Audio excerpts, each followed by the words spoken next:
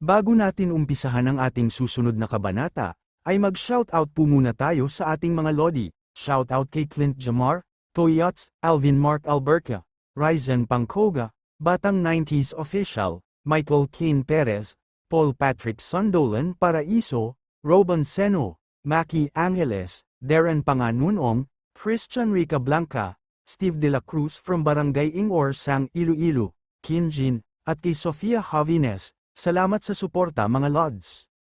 At sa pag-uumpisa ng ating karugtong na kabanata ay hinawakan na ng ating bida ang kamay ni Anya para ito'y kopyahin ang abilidad nito, ngunit sa pag-activate nito ng kanyang contract skill ay hindi ito gumana. Nagtaka ang ating bida at bakit hindi ito gumana, at nag-notify ang system at sinabi na hindi pwedeng magamit ang kanyang contract ability sa mga zombie, at napatanong si Anya kung nakopya ba ng ating bida ang abilidad nito. At sagot na sinabi ng ating bida na hindi ito gumana, kaya hindi niya magagamit ang abilidad nito, at dagdag na sinabi ni Anya, na nakakapanghinayang ngunit si Anya at ang ating bida ay isang matalik na kaibigan kaya maaari niya itong matutulungan, at sa pag-uusap ng dalawa ay biglang lumabas ang aura ng puting kwago, at bigla itong nag-evolve sa E-rank, at sa pag-evolve nito ay natuwa si Anya gayong parihas na silang nasa E-rank, at binati niya ito sa kanyang pag-evolve. At sa isip-isip naman ng ating bida na noong kasama niya si Anya ay nakalimutan ng ating bida na ang maliit at cute na batang ito ay isa palang zombie at dagdag pa na sinabi ng ating bida na nag-aalala kung paano lumaki si Anya noong sa nakaraan nitong buhay at tinawag na ng ating bida si Anya para ipagpapatuloy nila ang paggalugad sa buong ruins, at sabay sinunod din si Anya sa sinabi ng ating bida. At sa isip-isip ng ating bida sinabi nito na palalakihin niya si Anya ng walang diskriminasyon at pag-aalipusta. Dahil batid ng ating bida na ito'y isang zombie, at maya-maya pa ay tinanong ng ating bida si Anya kung kinokontrol pa ba nito ang kanyang kasama at sagot na sinabi ni Anya na hindi na dahil sa gusto ng puting kwago na maging kaibigan niya ito, at sinabi ng ating bida na medyo mahaba-haba pa ang kanilang lalakarin, at kanina pa sila naglalakad at parang mauubos na ang kanilang enerhiya dahil sa haba ng kanilang nilalakad kaya sinabi ng ating bida na kailangan niyang gamitin ang kanyang shadow break para alamin ang lugar at para malaman din nila kung may mga makakalaban ba sila sa kanilang paroroonan, at sabay ginamit na ng ating bida ang kanyang shadow break at divorce skill sa paggamit niya dito ay nagulat si Anya, at sa isip-isip ng ating bida na batid alam din ito na napapagod na si Anya dahil sa maliit ang mga hakbang nito ngunit hindi man lang ito nagreklamo. Kaya mas maiging gamitin niya muna ang kanyang abilidad para ito'y makapagpahinga. At sa isip-isip ng ating bida habang pinapalawak nito ang kanyang kapangyarihan ay gagalugarin niya ang lugar na ito para ito'y mag-evolve at umangat, at naalala nito na para mag-evolve ito sa D-rank ay kakailanganin niya ng mga puntos at ang attributes na kakailanganin sa strength ay hanggang ika-15 antas, at sa agility ay ika-13 antas at ang probe ay nasa ika-8 antas. Kung pagsasamahin ay higit kumulang 100,000 na puntos ang kakailanganin nito para mag-evolve, at sa pagpapalawak ng ating bida sa kanyang kapangyarihan ay natuntun nito ang mga zombies, at sa kabilang banda naman sa shelter, ay may isang nagaganap na kaguluhan, biglang bumagsak ang isang military, sa pagbagsak nito ay nagyabang ang isang lalaki na kulay dilaw ang buhok at sinabing gusto nitong makalaban ang pinakamalakas sa kanilang lahat, dahil gusto nitong makipag-sparring, at hinanap nito ang ating bida na tinatawag nilang Diyos ng Digmaan, dahil sa gusto nitong makalaban ang ating bida, at sagot na sinabi ng isang military na bumagsak na lumabas ang ating bida at ito'y wala dito sa shelter. Ngunit hindi naniwala ang hangal na lalaki sa sinabi nito, at dagdag na sinabi nito na kung hindi lalabas ang ating bida ay gagamitin niya muna ang mga kasamahan nito para ito'y pagpawisan, at habang ito'y nag-aantay na lumabas ang kanilang tinaguri ang Diyos ng Digmaan. At napatanong si Siyake sa isang kasamahan nito na kung ano ang nangyayari, at sagot na sinabi nito na may nanggugulo na taga-ibang shelter at hinahanap nito ang ating bida sa kadahilan ng gusto nitong makipag-sparring sa ating bida. At napaisip si Siyake kung bakit nito hinahanap ang ating bida. At sa kabilang banda naman kung saan nakarating na ang ating bida sa ikatlong palapag ng ruins, bigla itong nagulat sa presensyang kanyang naramdaman, at napatanong si Anya dahil batid sa mukha ng ating bida na ito'y nagulat, at tugon na sinabi ng ating bida na may isa silang lugar na kailangan puntahan at sinabihan ng ating bida si Anya na pupuntahan na nila ito, dahil ito ang huling niyang makakalaban, at lumabas dito ang imahe ng isang ahas, at ito ang tinutukoy ng ating bida na huli niyang makakalaban. At sa isip-isip ng ating bida na nasa higit kumulang 100,000 na puntos ang kanyang nakuha kaya balak nitong e-upgrade ang kanyang attributes bago ito kalabanan, at sinuri nito ang attributes na kakailanganin, at in-upgrade na nito ang kanyang strength hanggang ika-15 antas, at ang agility naman ay na-upgrade niya na sa ika-13 antas, at nagkulang ang puntos na nakuha nito para e-upgrade ang kanyang probe. At hinayaan niya muna ito gayong wala na siyang puntos na pagkukunan para ma-upgrade ito sa ika-9 na antas. At sumang-ayon na ang ating bida na ilagay na ang mga attributes nito, sa pagsang-ayon ng ating bida ay nabigla ito sa puwersa ng Aura na Alloy sa buong katawan nito, at batid dito na ito'y nahihirapan sa kadahilanang malaki ang puntos na kanyang nilagay, at maya-maya pa ay napasigaw ito. Nagulat na naguguluhan si Anya sa kanyang nakita, dahil hindi nito alam kung ano ang nangyayari. At makalipas ang ilang sandali ay natapos na ang ating bida na patanong si Anya kung okay lang ba ito, at sabay ngumiti ito at sinabi na sila'y magtungo na, at sa kanilang paglalakad ay nakarating na sila sa ika-5 palapag, at ito ang pinto sa tinutukoy nitong huli niyang makakalaban, at sinabihan ng ating bida si Anya na kakalabanin niya itong mag-isa at dapat manatili lang ito sa labas ng pinto, at sumang-ayon si Anya sa sinabi ng ating bida at sinabihan ito ni Anya na mag-iingat ito.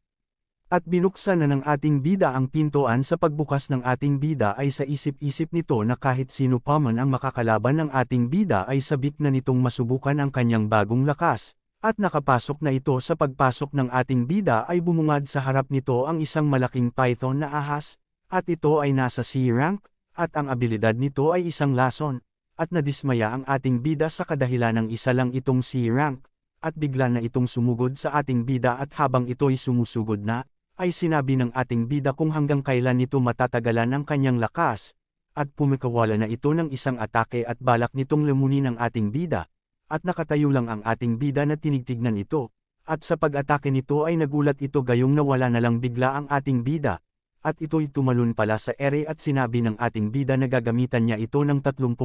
ng kanyang lakas, at naghanda na ito ng isang atake inipon nito sa kanyang kamay ang kanyang enerhiya, at pinakawalan na ito ng ating bida. Sa pagpakawalan nito ng isang atake ay batid dito ang pinsala na natamo ng ahas ng kalaban, at naduraj ang mga bato sa ginawa nitong atake, at nagtaka ang ating bida gayong buhay pa rin ito, at sa pag-atake nito pabalik ay ginamit ng ating bida ang kanyang apoy na abilidad para baguhin ang kanyang direksyon at maiwasan nito ang atake ng kalaban, at sabay sinabi ng ating bida na paglalaroan niya muna ito. At habang iniiwasan ng ating bida ang mga atakeng ginagawa nito ay nagalit ang malaking ahas dahil hindi niya magawang patamaan ang ating bida, at naghanda ito para gumamit ng kanyang nakakalason na abilidad, at pinakawalan niya na ito sa pagpakawalan niya sa lason na abilidad at sabay ginamit din ng ating bida ang kanyang Shadow Break. Sa paggamit nito ng kanyang Shadow Break ay pumasok ito sa pinakamababang parteng bahagi ng sahig at lumusot ito sa likurang bahagi ng kalaban na ahas, at sabay ginamitan ito ng 50% ng kanyang lakas. At sa pagkakatama ng atake ng ating bida ay napasuka ito ng dugo at bumagsak ito. Sa pagbagsak nito ay namuo ang alikabok sa pinagbagsakan nito, habang ang ating bida ay nakatayo na nag-aantay. Maya-maya pa ay tumayo na rin ang kalaban nitong ahas, sa pagtayo ng ahas ay di parent tumitigil ang paglabas ng dugo nito mula sa kanyang lalamunan, batid dito ang pinsala na kanyang natamo. At sinabi ng ating bida na hanggang 50% lang ng kanyang lakas ang limitasyon ng kalaban, at kahit ito'y nahihirapan ay pumikawala pa rin ito ng isang atake sa pag-atake nito, ay nakatayo lang ang ating bida at inaante ito, at akmang papalapit na ito sa ating bida at ibinuka ang bibig nito, at sa pagbuka ng bibig nito ay pinalabas na ng ating bida ang kanyang divorce skill, sa paggamit ng ating bida ng kanyang divorce skill ay natalo niya agad ito. At nagulat ang ating bida sa kanyang nakuha dahil hindi nito akalain na magbibigay din ito ng magandang reward. At sa kabilang eksena naman habang inaante ni Anya ang ating bida ay nagtataka ito gayong wala itong naramdaman na kung anong galaw na nanggagaling sa loob ng pinto, at napatanong ito kung ano ang ginagawa ng ating bida, at sabay tinanong nito ang kanyang kwago na kasama kung pwede ba nila itong tignan at pumasok sa loob at sagot na sinabi ng puting kwago na paano nila iyon magagawa gayong parihas silang mental ability at wala silang lakas para buksan ang malaking pinto. At maya-maya pa sa kanilang pag-uusap ay biglang bumukas ang pinto, sa pagbukas nito ay lumabas na ang ating bida, at humingi ito ng pasensya kay Anya dahil sa natagalan itong lumabas, at tinanong ito ni Anya kung okay lang ba ito. at sagot na tugon ng ating bida na ayos lang ito, at dagdag pa na sinabi ng ating bida na may regalo siya kay Anya, at sabay na sabik si Anya kung ano ang ibibigay ng ating bida, at inabot ng ating bida ang isang hugis bilog na ginto at may nakaukit na hugis bituin. At sinabi ng ating bida na ito ay nababagay sa kanyang abilidad, at sinabihan niya na subukan niya ito. At natuwa si Anya sa ibinigay ng ating bida na patanong itong kung paano niya ito gagamitin, at sagot na sinabi ng ating bida na pakiramdaman niya lang ito sa kanyang puso. At sinunod ni Anya ang sinabi ng ating bida at lumitaw ang mga imahe, at napunta sila sa isang lugar. Ang kakayahan pala ng badge na ibinigay ng ating bida ay kaya nitong dalhin sa ibang dimensyon ang mga kasama nito at dito magtago, at ito ay nakatago sa di malaman-laman na lokasyon, katulad ito ng kanyang shadow break ngunit ang pagkakaiba nila ay hindi ito gumagalaw katulad ng kanyang shadow break. At sabay naguguluhan si Anya sa sinabi ng ating bida, at sinabi ng ating bida na aalis na sila gayong nagugutom na rin ito at gusto na nitong kumain, at dagdag pa na sinabi nito na maghahanap na sila ng pagkain, at sang-ayon na tugon ni Anya at inalis na nito ang dimensional space nito. At sabay sinabi ng ating bida na maghahanap sila ng supermarket na malapit, at hirit na sabi ni Anya na gusto niya ng potato chips. At sinabi ng ating bida habang napadaan ito na ito'y isang masiglang lungsod ngunit naging ganito ito sa maikling panahon. At maya-maya pa ay natunto na nila ang supermarket at pumasok na sila dito. Sa pagpasok nila sa supermarket ay sinabihan ng ating bida si Anya na kumuha na ito ng makakain at kailangan niya munang tignan ang paligid at baka ito'y may mga zombies, at kailangan niya itong linisin, at sinabi ni Anya na mag-iingat ito, at tinignan ng ating bida ang kanyang puntos at nakita ng ating bida na kulang pa siya ng 2,800 na puntos dahil sa maliit lang ang ibinigay na puntos ng Python na nakalaban nito. Kaya hindi pa nito ma-upgrade ang probe attribute nito. At ito ang kasulukuyang attributes ng ating bida. Ang strength nito ay nasa 15 antas, ang agility naman ay nasa 13 antas, at ang probe ay nasa 8 antas at ang mental spirit ay nasa 5 antas. At sabay umalis na ang ating bida dahil balak nitong linisin ang paligid at para makakuha ng puntos dahil balak nitong mag-evolve na sa D-rank, at dagdag pa na sa isip-isip nito na gusto niyang manumbalik ang memorya ng evolution tree dahil baka may nalalaman ito tungkol sa kanyang kapatid. At sa kabilang banda naman ay may mga survivors na nagtatago, at tinanong ng kanyang asawa kung nasa ligtas na ba ang mga ito. At sinabi ng kanyang asawa na pansamantala ay nasa ligtas sila at dagdag na sinabi nito na balak nitong tignan ang sasakyan na nasa malapit, at gamitin iyon para sila ay makaalis, at nang makahanap sila ng makakain, at sabay sinabi ng kanyang asawa na mag-iingat ito. At nakapunta na nga ito sa isang sasakyan, nagtataka ito gayong bakit biglang naging ganito ang mundo at napagtanto nito na tama ang sinabi ng ating bida, na may sakuna na dadating at napatanong ito sa kanyang sarili kung may alam ba ito na ito'y mangyayari. At sabay sinabi nito na wag na muna niyang iisipin ang mga ito, ang importante sa ngayon ay ang kanyang pamilya lalo na ang kanyang anak, kailangan niya itong protektahan. At habang pinapaandar nito ang sasakyan ay may isang malaking zombie na papalapit dito at akmang dudurugan na nito ang sasakyan at aapakan. At napasigaw ang kanyang asawa dahil nakita nito ang malaking zombie, tinatawag niya ito at sinabing tignan nito ang sa kanyang itaas. At sa pagkatingin nito ay nagulat ito sa kanyang nakita at napasigaw ang kanyang asawa. Makalipas ang ilang sandali ay binuksan na nito ang kanyang mata, at napatanong ito kung buhay pa ba ito, at sabay sinabi ng ating bida na umalis na ito dahil kung hindi pa ito aalis ay maaaring mamatay ito.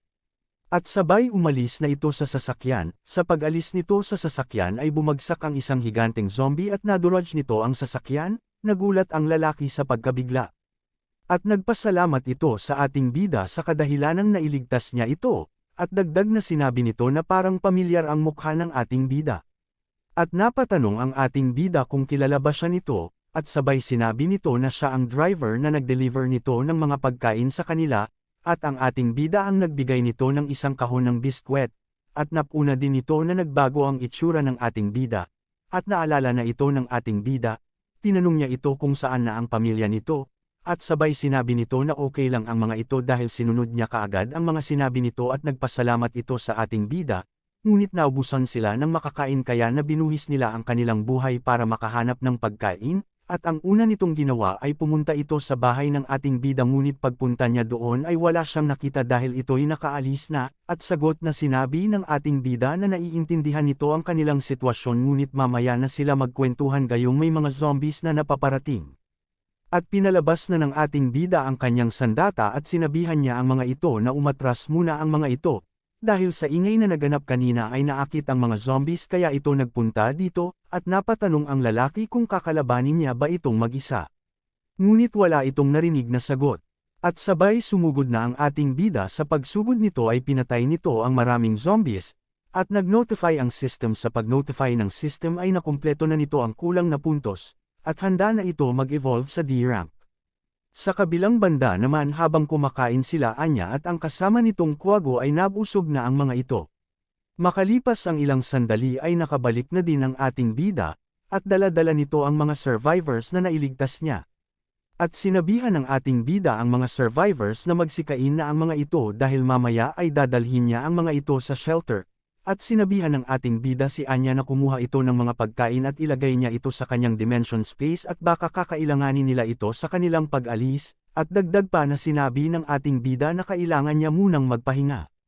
At tugon na sagot ni Anya na siya na ang bahala. At habang binubuksan ng ating bida ang juice na iinuman niya ay sinabi nito na sa wakas nagagawa na niyang makakuha ng maraming puntos at kaya na niyang e-evolve ang kanyang sarili. At pumasok ito sa evolution tree. Sa pagpasok ng ating bida ay napatanong ito kung bakit wala na dito ang kanyang evolution tree, at sabay binuksan nito ang kanyang attributes para e-upgrade sa ika-9 na antas ang kanyang probe, para makumpleto na nito ang kakailanganin at pwede na itong umangat sa D-rank, at nag-notify na ang system na pumapayag ba itong mag-evolve at sumang-ayon ng ating bida. Sa pagsang-ayon nito ay nababalutan ito ng aura, at nag-level na din ang mga skills nito. Ang Devour skill nito ay nasa 3 level na, ganun din ang Contract ability nito nasa 3 level na, at ang Fire ability naman nito ay nasa 2 level, at may 10% ito na palakasin palalo ang kanyang apoy na abilidad. At ang Shadow Break nito ay kaya nang tumagal hanggang 10 minuto. At sa pag-evolve nito sa D-rank ay umangat ang attributes nito ng 1 beses. At sabay binati ito ng evolution tree dahil sa pag-evolve nito. Sa paglabas ng evolution tree ay tinanong niya agad ito kung may alam ba ito sa kanyang kapatid, at sagot na sinabi ng evolution tree na wala pa itong alam tungkol sa binanggit ng ating bida, at sabay sinabi ng evolution tree na ang ating bida ay nasa ibang mundo. Napatanong ang ating bida kung ano ang tinutukoy nitong ibang mundo, ngunit tinatawag ito ni Anya at naputol ang kanilang pag-uusap at sabay sinabi ng evolution tree na kailangan niya munang umalis gayong hindi pa din maipaliwanag ng evolusyon ang mga bagay-bagay. At lumabas na ang ating bida sa system. At dito na matatapos ang ating kabanata mga Lods. Abangan ulit bukas ang ating susunod na kabanata. Pa-like and subscribe mga Lods. More thanks.